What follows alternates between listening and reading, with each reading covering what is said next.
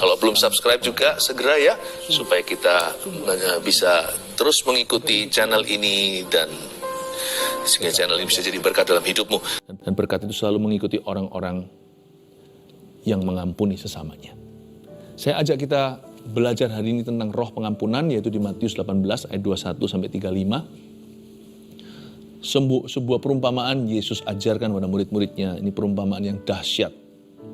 Tentang apa? Tentang roh pengampunan. Kita lihat ayat 21. Kemudian datanglah Petrus dan berkata kepada Yesus, Tuhan, sampai berapa kali aku harus mengampuni saudaraku jika ia berbuat dosa terhadap aku? Sampai 7 kali.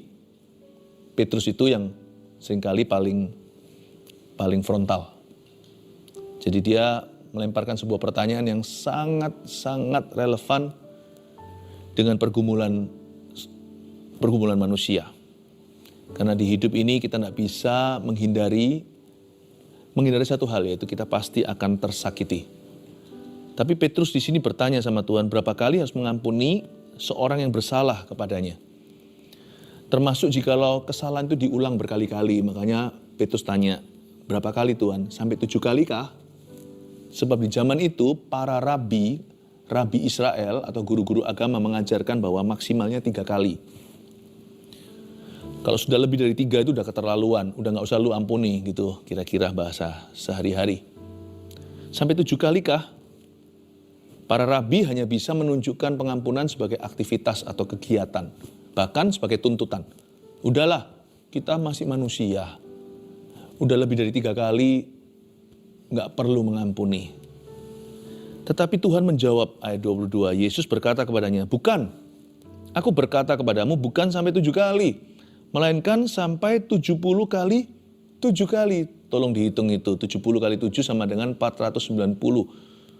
Kalau kita melakukan sesuatu 490 kali, itu sudah jadi sifat, udah menjadi karakter dan mendarah daging.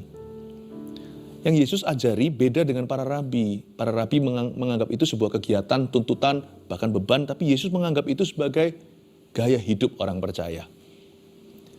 Yesus mengajarkannya sebagai nature atau sebagai hakikat, sebagai sifat dasar.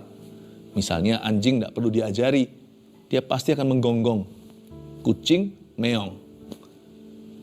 Anak-anak Tuhan pasti mengampuni, itu sudah bahasa kita.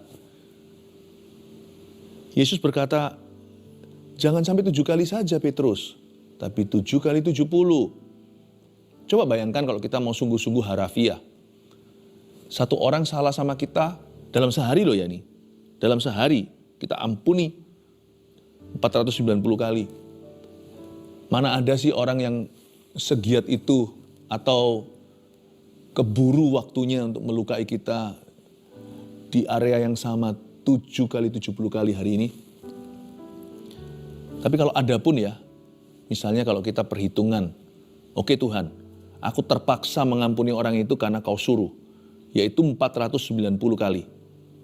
Nanti aku tunggu sampai 491, aku akan balas dia. Atau jangan kau salahkan jikalau aku membenci orang itu. Nggak mungkin.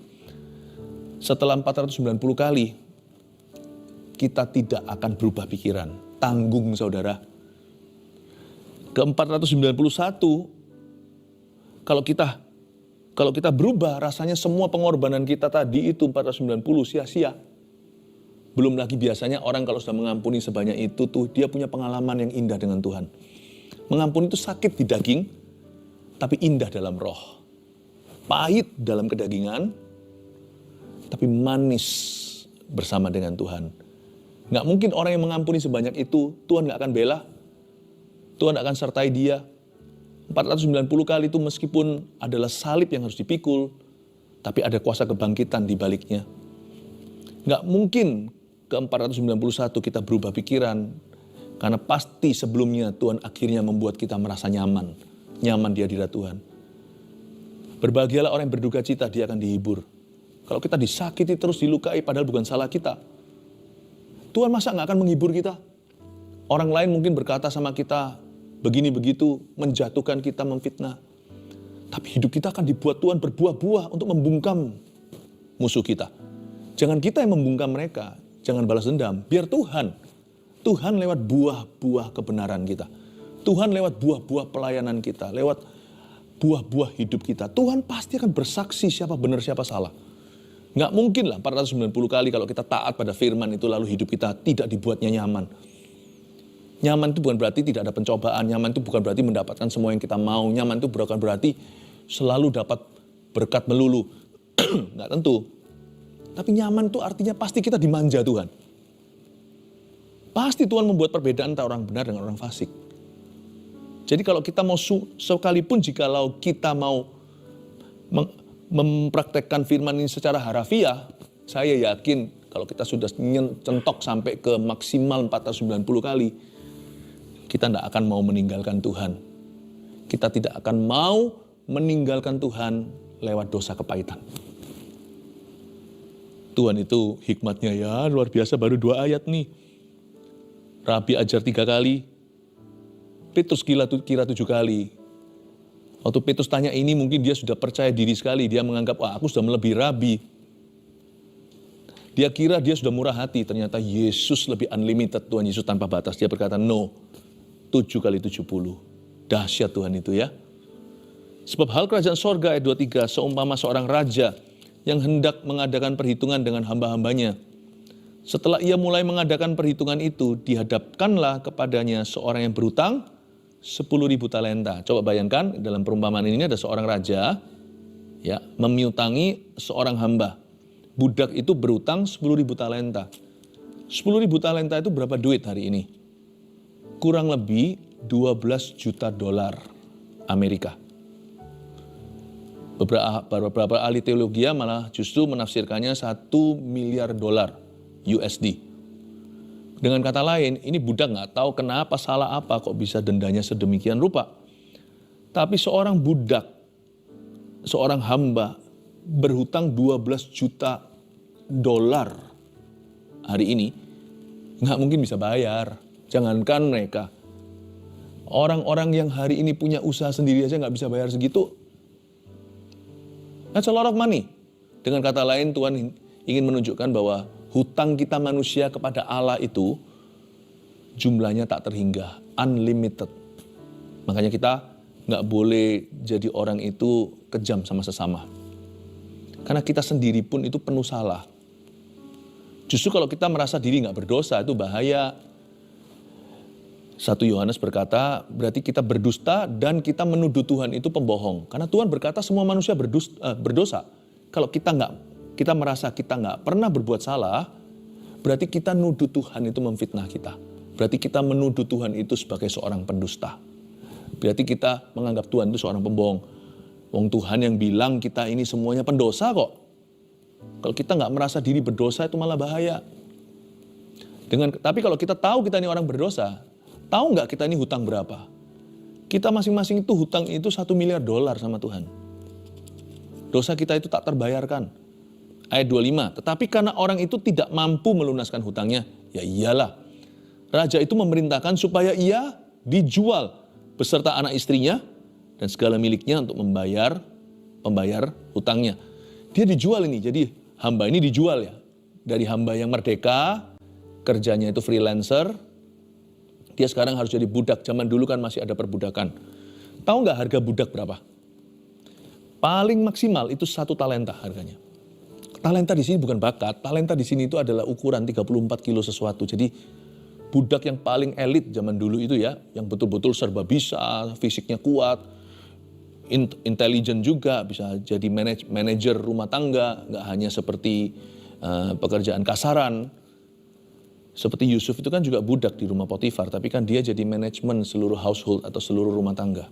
Bahkan semua urusannya Potifar. 1 talenta itu sudah banyak bagi seorang budak. Ini dia hutangnya 10.000 talenta. Emangnya kalau dia dijual, bisa tutup tuh hutang? Nggak bisa. Tapi dia tetap harus dijual supaya ada semacam keadilan. Tapi tuannya itu yang memiutangi hamba ini tetap tidak terbayarkan. Jangan kita kira kalau seorang berdosa mati masuk neraka itu dia bisa bayar dosanya. Makanya selama-lamanya dia nggak akan keluar. Tapi akan ada keadilan Tuhan. Maksimal 1 talenta. Tapi bukan hanya dia dijual loh. Dia beserta anak istrinya loh dijual. Jadi misalnya dia punya 5 anak, ya paling 5, 6, 7 talenta lah totalnya. Nggak ada apa-apa dibanding 10.000 talenta tadi. Ayat 26, maka sujudlah hamba itu menyembah dia. Katanya, sabarlah dahulu segala hutangku akan kulunaskan. Ayat 26 ini, ada orang yang menyembah Tuhan lewat agama, tapi tujuannya salah. Bukan untuk menerima pengampunan Allah, tapi berusaha membayar hutang piutangnya kepada Tuhan lewat amal sosialnya. Menurut saya kreatif nih orang pendosa ini. Orang berdosa ini. Ya ini juga mencerminkan kita sih, pendosa-pendosa yang tidak mau kalah. Nggak mau kalah, nggak tanggung. Nggak mau kalahnya sama yang maha kuasa. Tuhan bilang, kamu nggak bisa bayar. Sabar dulu. Segala hutangku akan kulunaskan. Nggak mungkin. Ini adalah suatu kata-kata kosong atau omong kosong belaka. Mana mungkin hamba ini, dia jual diri aja nggak bisa mencapai 10.000 talenta. Dia berkata sabar dulu. Bukankah itu adalah harapan palsu, PHP, pengharapan, pemberi harapan palsu lewat roh agamawi. Makanya saya yakin agama semata-mata tidak bisa menyelamatkan orang berdosa. Tidak bisa menghapus dosa-dosanya. Dia berkata sabarlah dahulu. Ini adalah resolusi seorang yang berdosa, yang merasa bisa dengan kesalehannya untuk membeli pengampunan Allah. Tapi Tuhan itu tetap tergerak tuh hatinya. Tuhan tidak berdebat sama dia meskipun pemikirannya salah. Ayat 27, lalu tergeraklah hati raja itu oleh belas kasihan akan hamba itu, sehingga ia membebaskannya dan menghapuskan utangnya. Kenapa Tuhan kok tidak koreksi doktrinnya? Kenapa kok Tuhan tidak tegur motivasinya dan Tuhan tunjukkan kebodohan resolusinya? Tidak, Tuhan tergerak. Lalu tergeraklah hati raja itu oleh belas kasihan akan hamba itu. Bayangkan gini aja, misalnya ada satu pengusaha kaya punya Rolls Royce, punya mobil yang harganya itu puluhan miliar. Lalu ada satu anak di kampung jalanan, ya lalu dia naik sepeda, kegores, untuk kegores semuanya. Si pengusaha ini pengusaha yang terkenal saleh. Dia takut akan Tuhan dan dermawan. Waktu dia melihat itu terjadi, marahlah dia. Hati-hati, nah, lain kali kamu naik sepeda itu harus hati-hati. Dia bilang, maaf om. Lalu dia tunggu om, aku ganti rugi. Dia ambil celengannya, piggy bank atau yang bisa dipecahkan itu. Lalu dia duduk di lantai itu, ini anak masih kecil dipecahkan. Aku mau bayar om, aku mau bayar. Dia ambil itu semua uang recehannya semuanya, mestinya dia mau beli mainan kesukaannya. Tapi dia kasihkan ke omnya itu, om sorry ya, aku bayar. Kalau ini kurang nanti aku tabung lagi, kasih aku waktu 1 tahun. Nah, coba pikirkan, mana mungkin kau bisa bayar kerusakan mobil itu? Nggak mungkin bisa, beda dunia. Tapi sang pengusaha ini karena memang dia hatinya saleh. Sudahlah, nggak apa-apa, lain kali hati-hati, yang penting kamu nggak terluka. Udah nggak usah. Tidak heran dia diberkati oleh Tuhan. Coba bayangkan seperti itu. Lalu tergeraklah hati raja itu dan berkata, nggak usahlah, sudahlah, lupakan. Ya, pergi dan jangan berbuat dosa lagi. Ayat 28. Tapi ketika hamba itu keluar, ia bertemu dengan seorang hamba lain yang berhutang 100 dinar. Tadi 10.000 talenta hutangnya orang ini, tapi orang yang hutang sama dia 100 dinar saja. Ia menangkap dan mencekik kawannya itu, katanya, bayar hutangmu. 100 dinar di sini itu adalah hutang yang lebih realistis. Tapi tetap susah untuk dibayar karena 100 dinar sama dengan gaji 100 hari. Ini bukan karyawan tetap ya, ini outsourcing. Jadi misalnya kita punya karyawan yang kerjanya itu harian bayarannya. Nggak tahu hari ini kalau kerjaan harian berapa ya, berapa uangnya ya. Ya anggaplah itu kali 100. Banyak sih. Hamba ini bisa mengembalikan, lebih masuk akal, tapi dia butuh 100 hari. Mungkin kalau dengan biaya kehidupan dia mungkin perlu setahun untuk bisa mengembalikan. Tapi sang hamba yang punya 10.000 talenta hutang piutang sama raja ini, wah, showing no mercy. Tak ada belas kasihan. Dia menangkap dan mencekik kawannya itu. Maka sujudlah kawannya itu dan memohon kepadanya. Ayat 29. Sabarlah dahulu, hutangku itu akan kulunaskan. Ini lucu. Kalimat ini persis sama yang diucapkan sama hamba tadi. Sabarlah dulu, segala hutangku akan kulunaskan. Coba lihat itu di ayat 26 sama dengan ayat 29. Sabarlah dahulu, hutangku itu akan kulunaskan dalam skala yang lebih kecil. Sabar ya. Yang tadi itu nggak masuk akal, yang ini lebih masuk akal. Kalau dia punya perhitungan dan komitmen membayarnya itu mencicilnya, kurang dari setahun dia bisa membayarnya kalau dia hidup berhemat. Harusnya kan oke gitu. Dia harus melihat bahwa hutangnya dia lebih besar sama raja. Tapi ayat 30, tapi ia menolak. Dan menyerahkan kawannya itu ke dalam penjara sampai dilunaskannya hutangnya. Zaman dulu ada penjara untuk orang yang hutang gak bisa bayar. Zaman ini sekarang juga ada sih. Dia masukkan ke sana. Dia menolaknya. Padahal lebih masuk akal. Kenapa orang ini begitu perhitungan? Karena dia sendiri tidak bersyukur utangnya diampuni. Karena dia masih punya gengsi di ayat 26 tadi. Dia sendiri mengatakan pada raja, sabarlah dulu hutangku akan kulunaskan. Dia percaya pada celengannya. Padahal Tuhan berkata, sudahlah. Raja itu berkata karena tergerak hatinya, sudahlah aku lupakan itu. Udah kamu pergilah, berbuat baik pada sesama. Pergilah dan bermurah hatilah kepada orang lain. Tapi karena dia merasa tidak diampuni. Ini orang tebal sekali kulitnya. Dan tebal muka. Udah diampuni, gak kerasa lagi. Lalu dia lakukan yang sama kepada sesamanya. Mencekik dia. Bukannya dia bermurah hati seperti sang raja itu melepaskan hutang piutangnya. Dia masih merasa bisa bayar sang raja. Makanya orang lain juga harus bayar dia. Tanda bahwa seseorang itu diampuni oleh Tuhan adalah dia mudah mengampuni. Kalau ada orang susah mengampuni orang lain, itu pratanda bahwa orang itu belum merasa diampuni sama Tuhan. Gayanya masih banyak. Gengsinya masih besar. Itu pratanda bahwa pengampunan Tuhan belum sungguh-sungguh menusuk. Belum meresap di dalam jiwanya.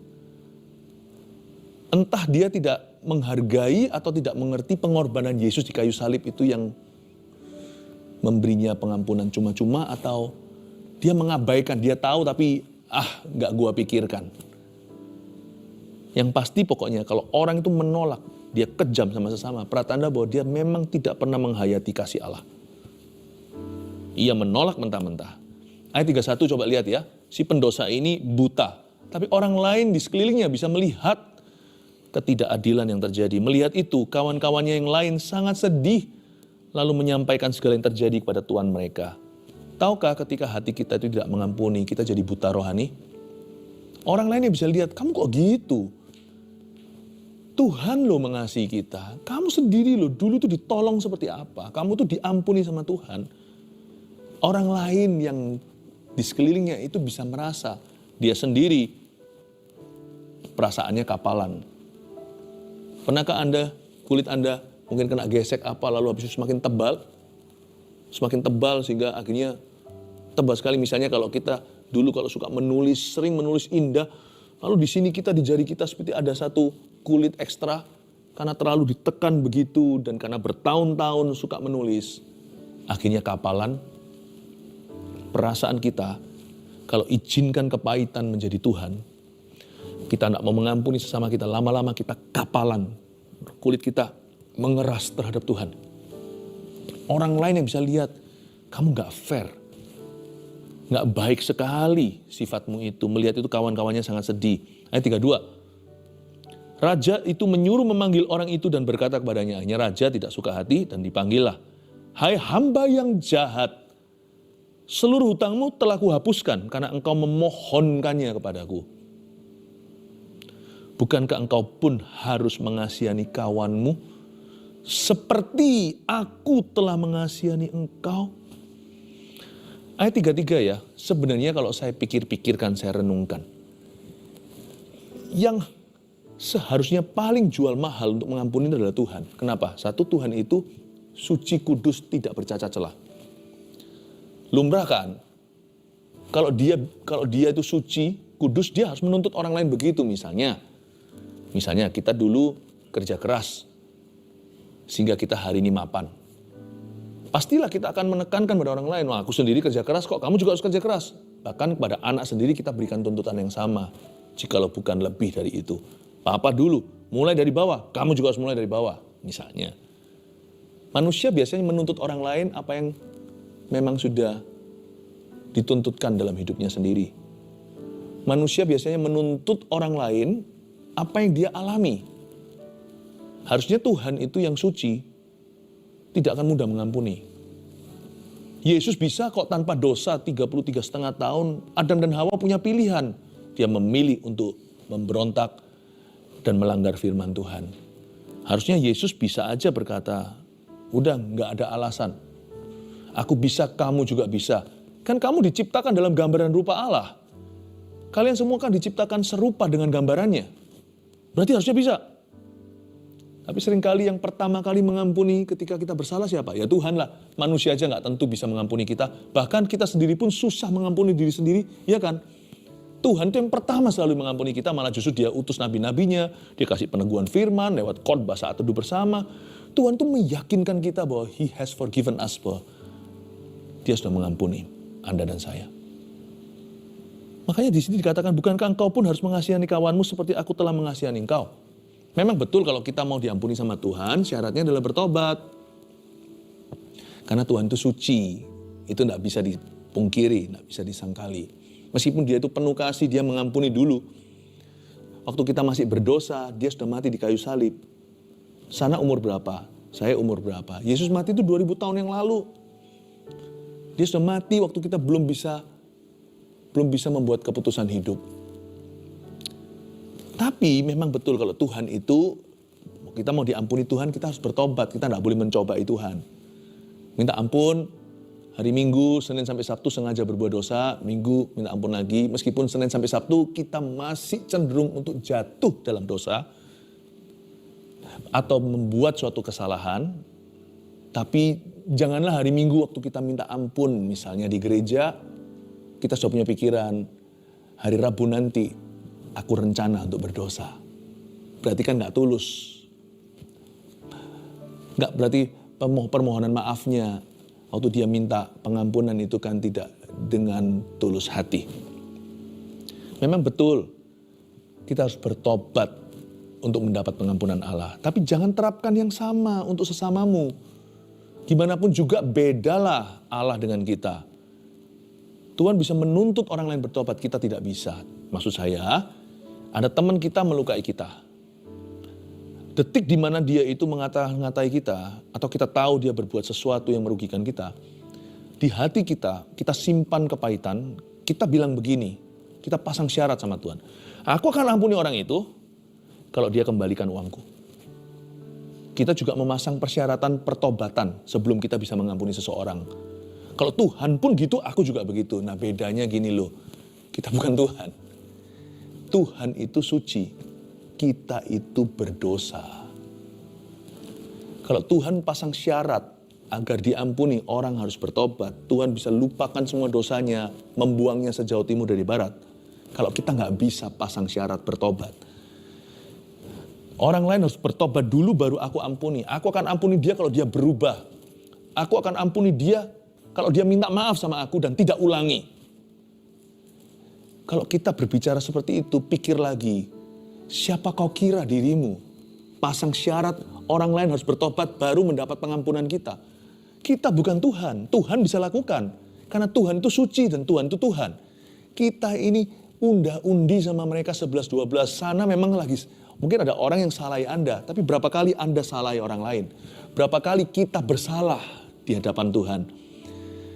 Kita sama mereka itu sama-sama pendosa. Jadi kalau ada orang salah atau menyalahi Anda, detik di mana Anda disadarkan oleh Tuhan, ampuni saja. Ampuni orang itu, lepaskan pengampunan agar hidup Anda berkenan. Jangan pasang syarat orang itu harus berubah. Jangan pasang kondisi dulu orang itu harus bertobat dulu. Berikan cuma-cuma apa yang kau terima dengan cuma-cuma. Ampuni saja. Tidak boleh kita pasangkan syarat orang itu harus bertobat dulu, berubah dulu, dan harus begini atau begitu, baru kau ampuni dia. Kalau Tuhan bisa lakukan itu karena Tuhan suci, dan Tuhan Maha Tahu. Tapi meskipun Tuhan pasang syarat pertobatan, detik kita bertobat, kita diampuni langsung kan? Ya kan? Kan Tuhan tidak bertele-tele berkata, aku perlu ini, wait and see, lihat dulu nanti 3 tahun kalau kamu tidak ulangi. Enggak kan? Kita nangis-nangis di jamah Roh Kudus, baik di gereja atau saat itu bersama, atau waktu kita sendirian. Kita dapat peneguhan, dapat konfirmasi di hati, I have forgiven you. Seolah-olah Tuhan Yesus langsung merangkul kita seperti Bapak yang kedatangan anak bungsunya pulang langsung dipeluk, nggak ngomong macam-macam, tidak pakai embel-embel. Langsung dikembalikan jubah, cincin, dan juga sandalnya. Kalau kita bertobat, kalau kita kembali, nggak pakai besok hari, nggak pakai sejam kemudian, Tuhan langsung mengampuni kita di tempat, on the spot.